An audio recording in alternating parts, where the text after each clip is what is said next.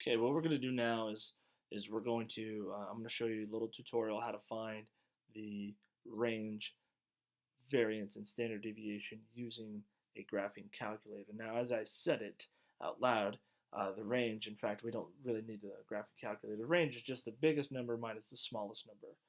The standard deviation and the variance, that's what we're after here on the graphing calculators. So, I'm on slide 6. I have the notes in front of me. Follow along with me. Slide 6 has this example problem. Two classes took the same midterm. The scores of 5 students from each class are shown. Both sets have a mean of 84.2. But as we'll dig a little deeper, we find that the data can be explained very differently. However, they have the same average. And that has everything to do with standard deviation and this idea of variance. In the smaller font there, it asks, does the data represent the population or a sample? We're going to call this a sample because we only have 5 students from the entire class. In Class A, 85 scores 85, 76, 92, 88, and 80. And then in Class B, we have 75, 85, 95, 98, and 68. So it says there, first find the range of the data for Class A. You take the largest, 92, and you subtract 76. That gives you 16. Okay, so your range for Class A would be 16. Now, to find variance and standard deviation, follow along with me. Here we go. What we need to do is we need to get all of the data inputted into our calculator. So Class A, we're going to get all of those numbers inputted. So we're going to start by hitting the stat button. Stat buttons for statistics.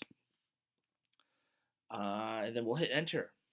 Where it says edit, it's highlighted. Edit, we're trying to edit the data in columns L1, L2, L3, etc.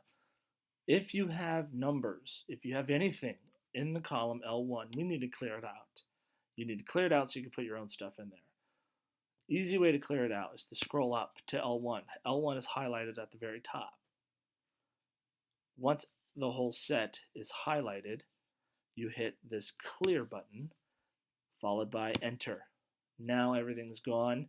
We can go ahead and put in the data that we need. The data that we need to input, 85, 76, 92, 88, and 80.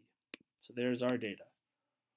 Remember, what are we after? We're after the standard deviation and the variance. So again, what is the standard deviation? The standard deviation in a set of data is the average amount by which each individual value deviates from the mean.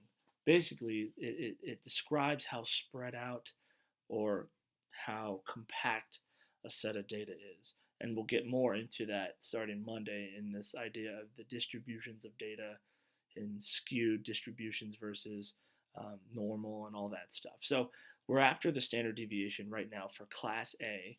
What we will do is go back to the stat button and scroll over to the right for calculate. We're calculating one variable. We only have one variable here. So one is highlighted. You will hit enter.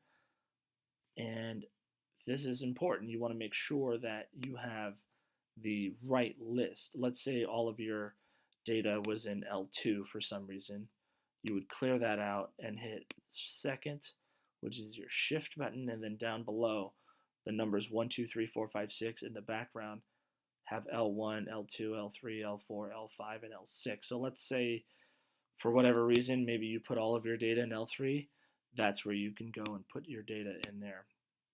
But we did all of ours in L1, and then scroll down to the calculate part, and you will have some pieces of information. The first thing on top is your mean, X with a bar over the top of it. This guy right here, SX, this stands for standard deviation. The standard deviation is 6.34. And if we scroll down a little further, we will talk about this later. This is our minimum 76, our maximum 92, so you could subtract those two values. And these are our quartiles, 1 and 3 followed by your median. That is important, not today, but later. So 6.34 is our standard deviation. Okay, I'm looking at slide number 7 now. I flipped it over.